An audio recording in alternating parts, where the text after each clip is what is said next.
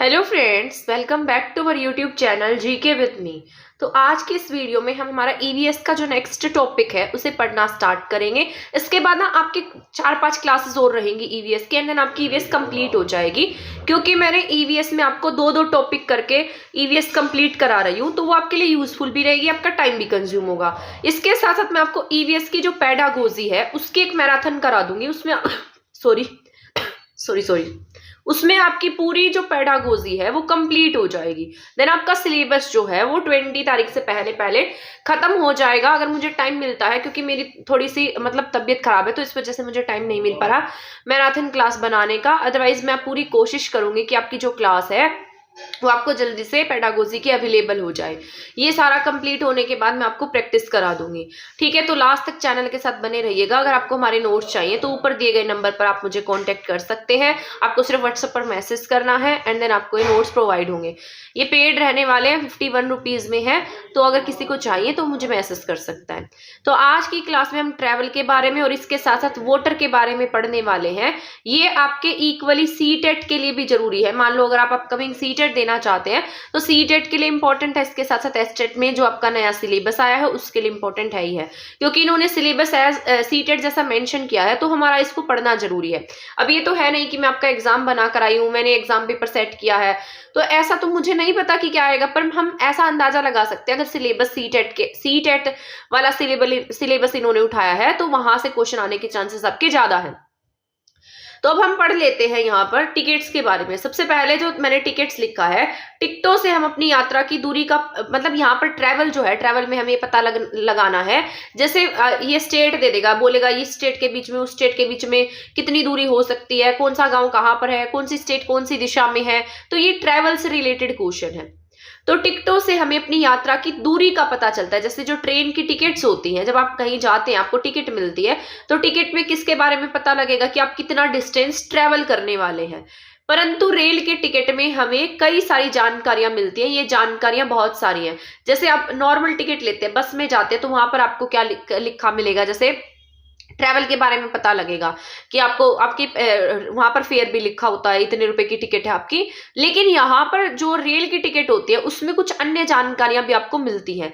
जैसे उसमें यात्रा की तिथि लिखी होती है, टाइम लिखा होता है और उसके साथ साथ डेट लिखी होती है। तो ये पूछा जा सकता है निम्न में से क्या टिकट में उपलब्ध नहीं होता है। तो अगर मान लो आपने अच्छे से नहीं पढ़ा तो आप उसे टिक कैसे करेंगे।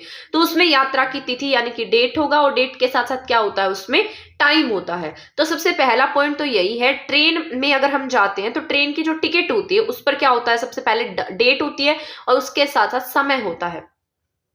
आरक्षण की तिथि और समय, यानी कि आपको पता है कई लोग होते हैं जो सीट रिजर्व करा लेते हैं, रिजर्वेशन करा के जाते हैं। तो उसमें क्या लिखा होता है कि आपने वो सीट कब रिजर्व कराई है और उसके साथ साथ उसका समय लिखा होगा। तो यहाँ पर आरक्षण की तिथि और उसका समय लिखा होगा। ट्रेन का नंबर और नाम, जिस ट्रेन में आप जा रहे हैं उस ट्रेन का नंबर होगा और साथ साथ उसका नाम भी होगा। यात्रा की शुरुआत और गंतव्य स्थान पर पहुंचने की तारीख और समय, यानी कि जहां से आपने यात्रा शुरू की है और जहां पर आप रुकेंगे उस पे क्या होगा, उस टाइम का तारीख और उस टाइम का समय होता है। ठीक है, शुरुआत और गंतव्य स्थान तक पहुंचने की तारीख और समय होगा। अब डिस्टेंस कितना ट्रेवल किया है, distance between start and destination point, जहां से आप चल रहे हैं और जहां पहुंचेंगे उन दोनों के बीच की डिस्टेंस मेंशन होगी। अडल्ट और बच्चों की संख्या उस पर मेंशन होगी कि कितने लोगों के लिए सीट रिजर्व है। यात्रियों का लिंग मतलब मेल है फीमेल है, एज ग्रुप क्या है, तो वो सब मेंशन होता है उस टिकट पर। इसके बाद क्लिप्स ऑफ ट्रेवल, यात्रियों के कोच की संख्या और आरक्षित सीट यहाँ पर क्या है, जो यहाँ पर बैठते हैं, जो यानी कि बैठने की सीट्स होती है, वो उन सब के बारे में मेंशन होगा। आरक्षण रिजर्वेशन का फेयर कितना है, टोटल फेयर कितना है, आरक्षण शुल्क कितना है, रिजर्वेशन कितना है, रिजर्वेशन कितने में हुआ है, इसके साथ साथ टोटल किराया कितना है, वो सब इस पर मेंशन होता है। ठीक है, रेलवे खिड़की विंडो के लिए आरक्षित टिकट पर यात्रियों का नाम नहीं होगा। ठीक है, तो ये याद रख लेना है, रेलवे खिड़की यानी कि रेलवे की जो विंडो है, विंडो के लिए आरक्षित ये जो रिजर्वेशन टिकट है उस पर यात्रियों का नाम मेंशन नहीं होता। यात्रियों का नाम किस में होता है, रिजर्वेशन चार्ट में होता है। तो ये याद रखना है, टिकट पर इनका नाम नहीं होता, जो चार्ट होता है, जो टीटी के पास में चार्ट होता है उसके ऊपर उनका नाम मेंशन होता है। सफर के दौरान किसके पास होगा, वो टीटी के पास होगा, परंतु आरक्षित ई टिकट जो इंटरनेट से प्राप्त किया जाता है उन पर यात्रियों का नाम होता है। तो देखो यहाँ पर कितने सारे पॉइंट आ गए, अगर आप इनको ध्यान से नहीं पढ़ेंगे तो आप कैसे इनमें कंफ्यूज हो सकते हैं।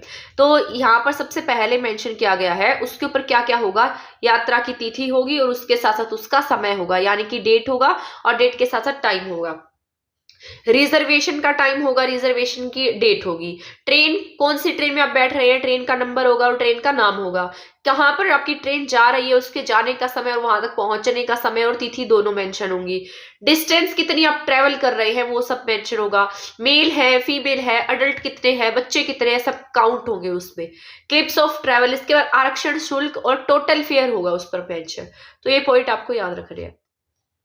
इसके बाद जो रेलवे विंडो है उसके लिए आरक्षित सीट पर यात्रियों का नाम नहीं होता, यात्रियों का नाम आरक्षण चार्ट में होता है। सफर के दौरान टीटी के पास ये चार्ट होता है, परंतु आरक्षित ई चार्ट जो है वो इंटरनेट से प्राप्त किया जाता है, उस पर यात्रियों का नाम होता है। तो ये याद रखना है आपको, जो आरक्षण चार्ट होता है उस पर किसका नाम होगा, जो ट्रेवल कर रहा है उसका नाम होगा, वो टीटी के पास होगा।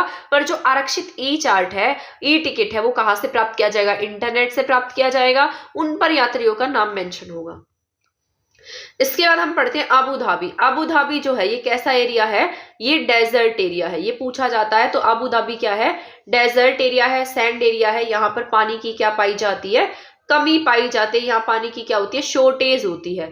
यहाँ पर पानी बहुत ज्यादा कॉस्टली होता है, जैसे आपके यहाँ पर पेट्रोल कॉस्टली है क्योंकि आपके देश में पेट्रोल नहीं है, वैसे अबू धाबी में बहुत मात्रा में पेट्रोल पाया जाता है, वो इतना ज्यादा सस्ता है और वहां पर पानी उससे ज्यादा महंगा है, पानी पेट्रोल से ज्यादा कॉस्टली है वहां पर। तो अबू धाबी में क्या है, पानी ज्यादा कॉस्टली है, पेट्रोल वहां पर सस्ता है, यानी पानी से भी सस्ता पेट्रोल मिलता है वहां पर। यहाँ पर ऊंट मिलेंगे और खजूर मिलते हैं क्योंकि ये कैसा एरिया है, डेजर्ट एरिया है। इसके बाद इसकी करेंसी की बात करते हैं। तो अबू धाबी की करेंसी क्या है, दिरहम है।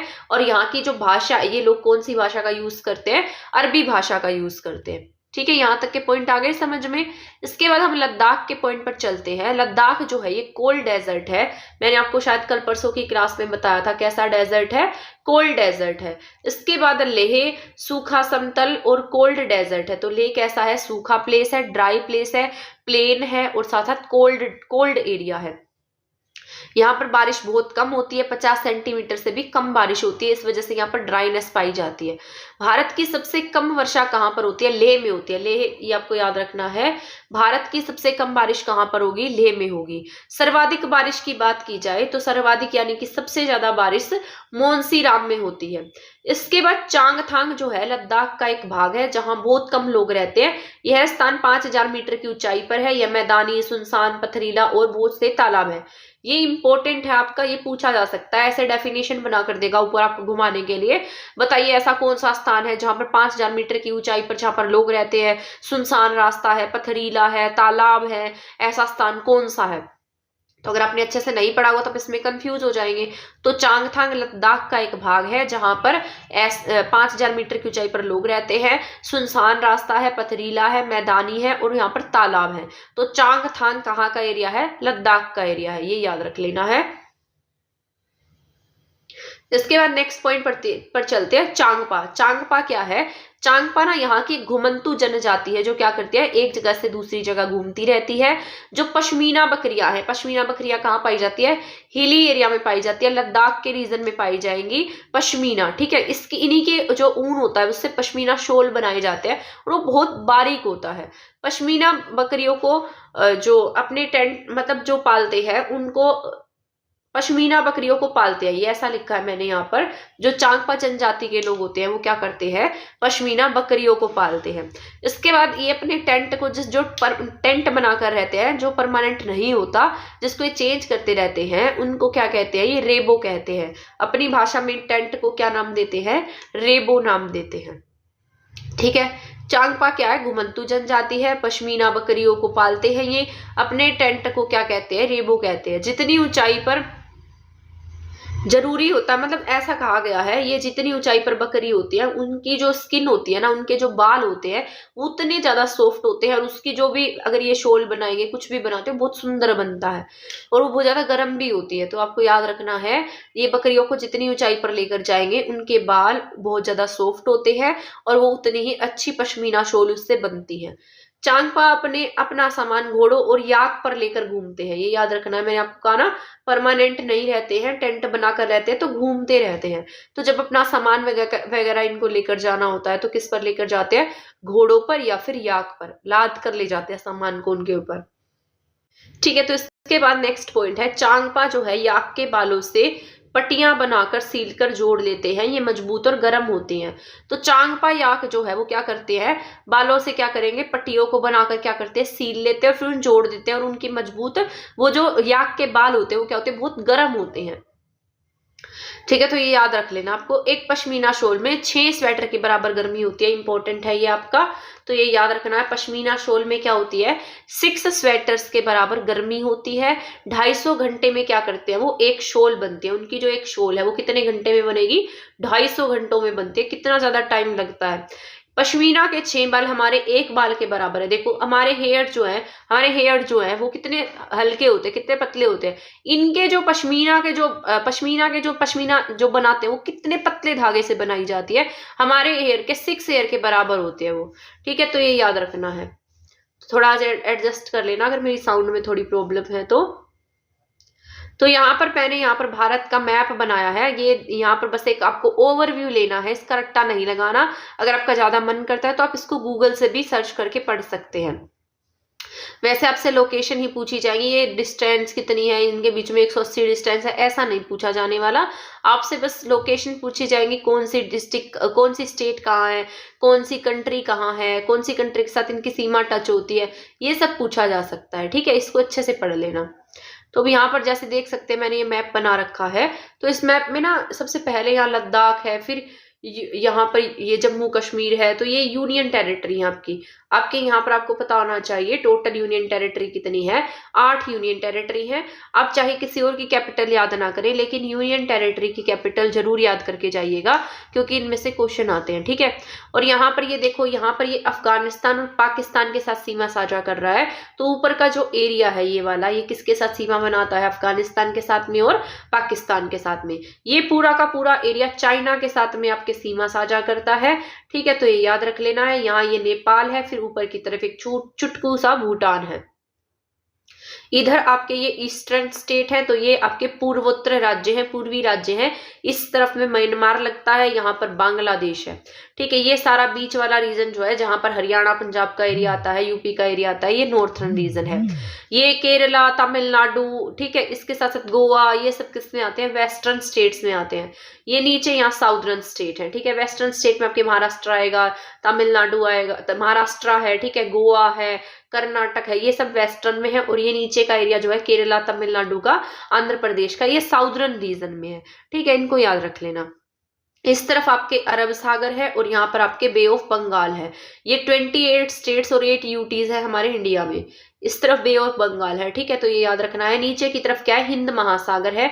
तो आपसे पूछा जा सकता है साउथ में क्या है, हिंद महासागर है। ये लद्दाख और जम्मू कश्मीर जो है वो 2019 में यूनियन टेरिटरी बने थे। इससे पहले ये क्या थे, स्टेट थे।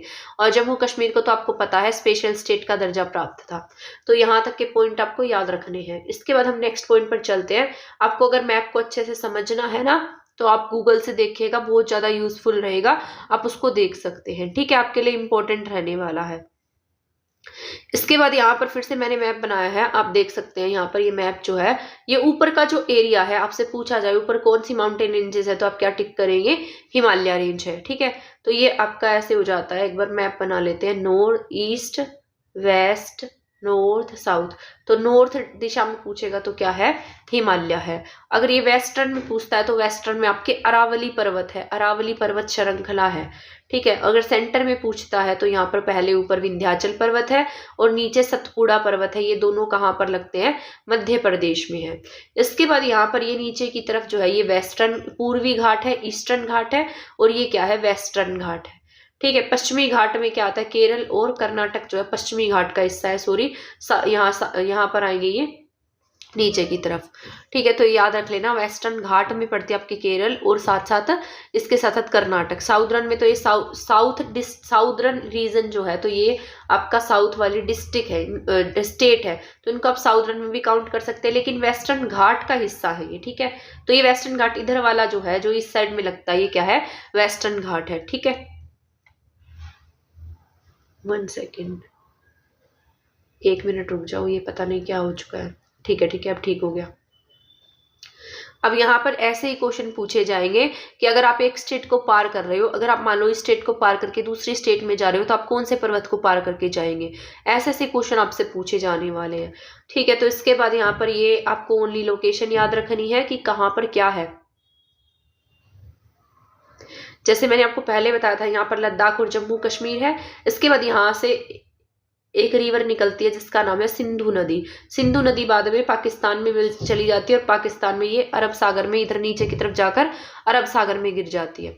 यहाँ पर आपको पता है गंगा नदी का उद्गम उत्तराखंड से होता हुआ ये बांग्लादेश में, और इधर से ब्रह्मपुत्र नदी असम को पार करते हुए बांग्लादेश बे ऑफ बंगाल में मिल जाती है। इसकी संयुक्त धारा को क्या कहते हैं, मेघना कहते हैं। तो गंगा और ब्रह्मपुत्र की संयुक्त धारा क्या कहलाती है, मेघना कहलाती है। थोड़ा एडजस्ट कर लेना आज, ठीक है ना, मतलब मुझसे जितना पढ़ाया जा रहा है मैं पढ़ा रही हूँ तो आप थोड़ा एडजस्ट कर लीजिएगा। तो यहाँ पर क्या है, नासिक, नासिक क्या है, महाराष्ट्र में है। ठीक है, इसके बाद यहाँ पर 2 नदियां हैं, नर्मदा और ताप्ती। इनको ना हम रिवर्स रिवर के नाम से जानते हैं, उल्टी बहती है ये। आपको पता होना चाहिए जितनी भी यहाँ नदियां ना सभी इस तरफ गिरती हैं। साउदर्न वाली जितनी भी नदियां बे ऑफ बंगाल में गिरती है, उसके अलावा ओनली 2 रिवर ऐसी है जो बे ऑफ बंगाल में ना गिरकर अरब सागर में गिरती है, जिसमें से एक का नाम नर्मदा है और एक का नाम ताप्ती है। इस वजह से हम इसे क्या कह देते हैं, रिवर्स रिवर कह देते हैं। ठीक है, याद रख लेना है, अरब सागर में गिरेंगी दोनों। बाकी जितनी भी रिवर दिख रही हैं आपको, ये जैसे कृष्णा है, कावेरी है, ऊपर गोदावरी था, तो ये तीनों बे ऑफ बंगाल में गिरती है। सॉरी, तो ये सब क्या है, बे ऑफ बंगाल में गिरती है। ठीक है, इतना याद रखना आप। इसके बाद ये मैंने लिखा है, आप कैपिटल के लिए और इन सब के लिए आप अपने मैप की प्रैक्टिस कर सकते हैं, वो आपके लिए यूजफुल रहने वाली है।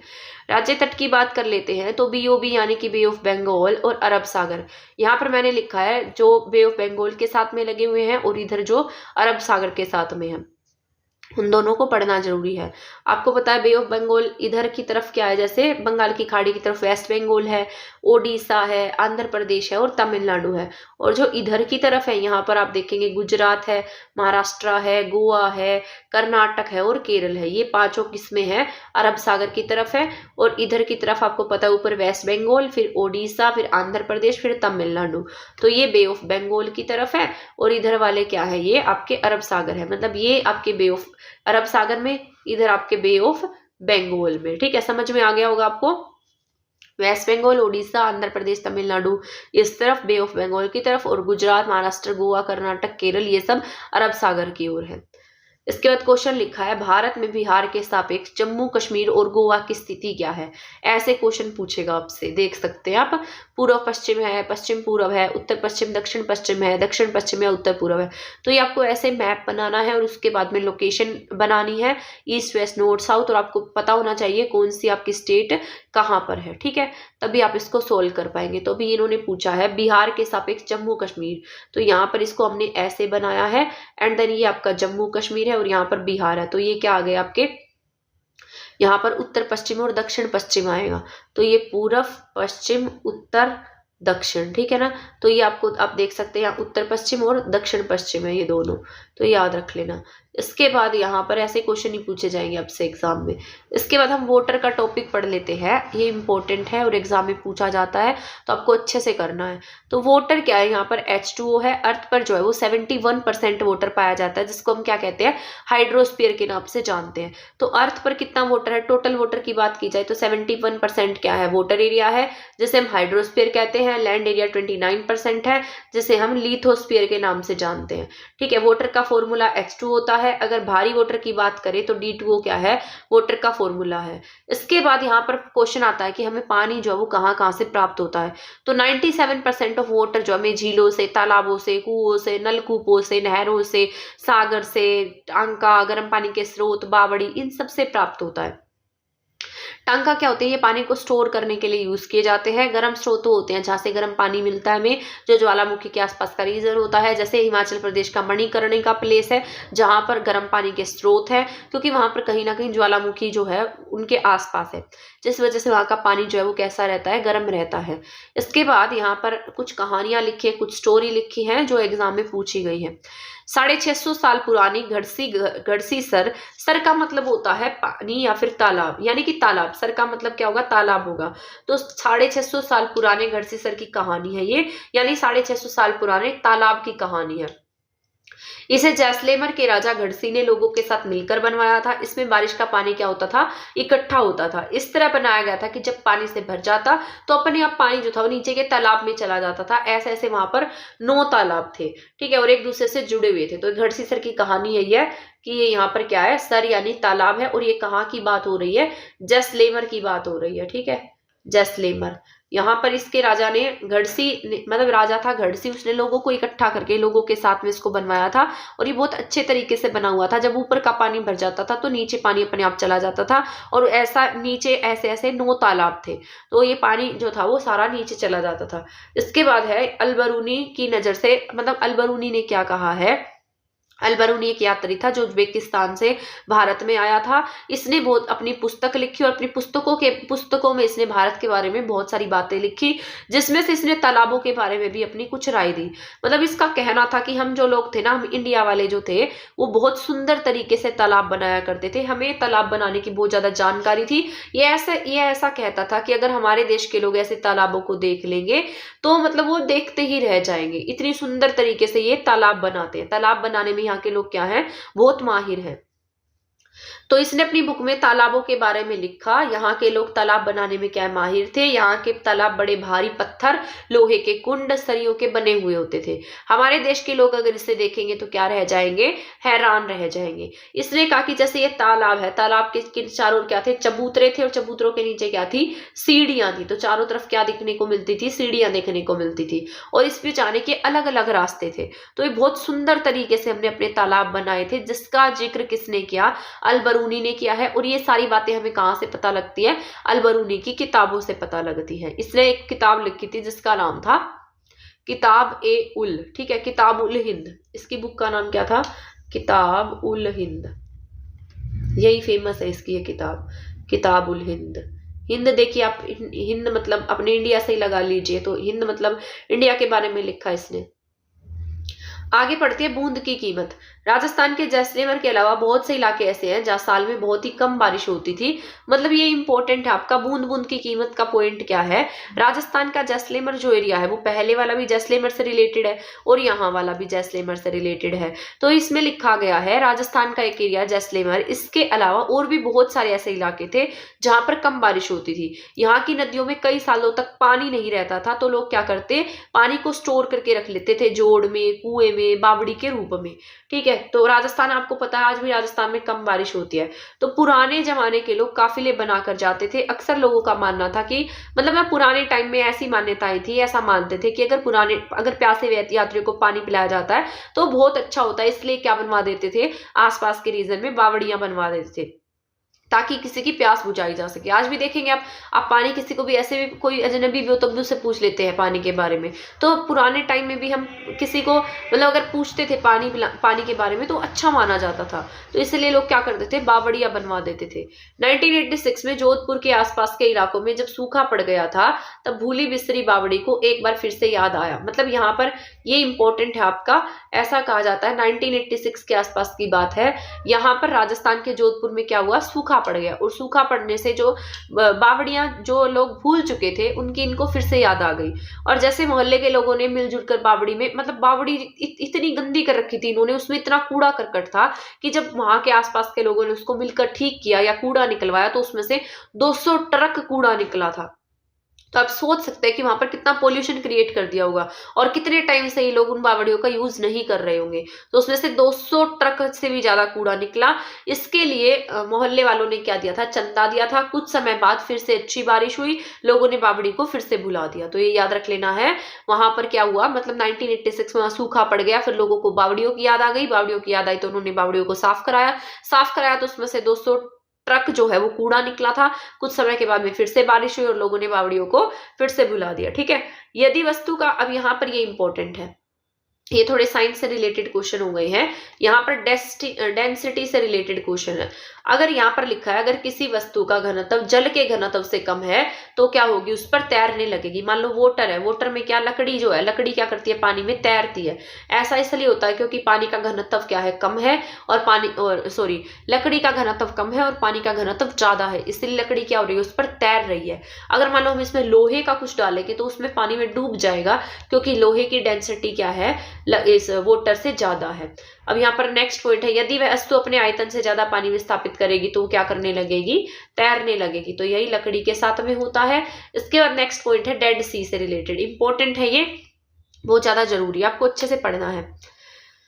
दुनिया का सबसे नमकीन सागर है डेड सी, क्या है, दुनिया का सबसे नमकीन सागर है। 1 लीटर में 300 ग्राम नमक मिलता है इसमें, मतलब ऐसा कहा जाता है कि 1 लीटर पानी में यहाँ 300 ग्राम नमक मिल जाता है। इतना नमकीन है कि हम इसको चख भी नहीं सकते, और इस सागर में अगर मान लो कोई डूब जाता तो वो मरता नहीं है, उसके ऊपर तैरने लगता है, ऐसा लगता है जैसे उसके ऊपर लेटा हुआ है, क्योंकि वहां पर क्या है, नमक बहुत ज्यादा मात्रा में है और डेंसिटी जो है वो बहुत ज्यादा घनी है।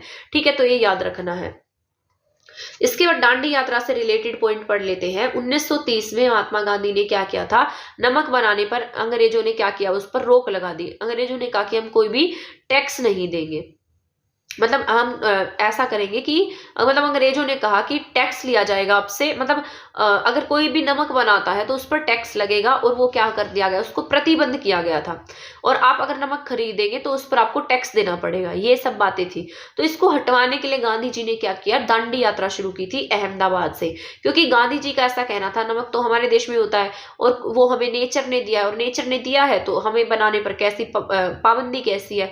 तो गांधी जी का कहना था कि चीजें हमें प्रकृति ने दी है तो उससे बनाने में हमें कोई भी पाबंदी नहीं होनी चाहिए। अब ये पॉइंट है, नमक कैसे बनाया जाता है। समुद्र के पानी को जमीन पर, आपने देखा होगा, ऐसे क्यारियां सी बना दी जाती है, उसमें पानी सा होता है, और वो जब सूख जाता है ना, सूखने के बाद वो क्या बन जाता है, नमक बन जाता है। तो जमीन पर इसको क्यारियों में इकट्ठा किया जाता है, तेज धूप में पानी सूख जाता है, नमक वहीं पर स्टोर हो जाता है। तो ये नमक ऐसे इस तरीके से क्या बनता है, नमक बनाया जाता है। माधो जो है राजस्थान के बज्जू गांव में रहता है, चारों ओर उसके रेत ही रेत है। जब कभी रेत नहीं हो, मतलब ऐसा जब कभी रेत नहीं होती तब कुछ घर दिखाई दे जाते हैं। इस पॉइंट का मतलब ये है कि एक लड़का है जिसका नाम मतलब माधो है, वो कहाँ रहता है, राजस्थान के बज्जू गांव में रहता है। अब से उसका गांव भी पूछा जा सकता है। ठीक है, तो वो क्या करता है, चारों ओर उसको क्या दिखाई देती है, रेत ही रेत दिखाई देती है, क्योंकि वहां पर 24 घंटे बहुत तेज हवाएं चलती हैं और वो साथ अपने रेत को उड़ा कर लेकर आती है। इस वजह से वो इतनी रेत होती है कि वो अपने आसपास के गांव में कुछ घर भी नहीं देख सकता, अपने आसपास के घर भी नहीं दिखाई देते उसे।